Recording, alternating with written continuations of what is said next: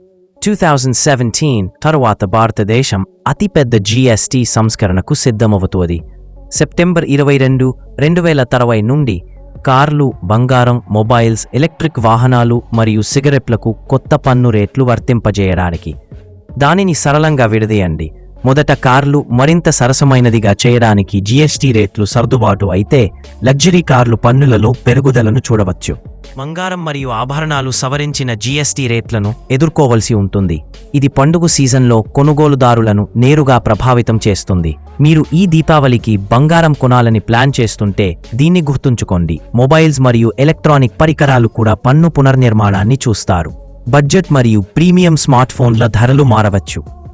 Electric వాహనాలు, ఈవీలు తక్కువ GST రేట్లని ప్రయోజనం పొందుతాయి. ఇది భారతదేశం గ్రీన్ మొబిలిటీ వైపు పరివర్తన చెందడానికి ప్రోత్సహిస్తుంది. ఇంతలో పరివర్తన ఆరోగ్య విధానంలో భాగంగా సిగరెట్లు, పొగాకు ఉత్పత్తులు అధిక పన్నులను ఆకర్షిస్తున్నాయి. ఈ జీఎస్టీ మార్పులు 22 సెప్టెంబర్ 2020 నుండి వినియోగదారుల వ్యాపారాలు ప్రభావితం చేస్తాయి. ఇది మిమ్మల్ని ఎలా ప్రభావితం చేస్తున్న దాని గురించి మరిన్ని నవీకరణల కోసం మాతో కలిసి ఉండండి. సరళంగా వివరించిన తాజా కరెంట్ అఫైర్స్ కోసం లైక్ చేయడం, షేర్ చేయడం మరియు సబ్స్క్రైబ్ చేయడం మర్చిపోవద్దు.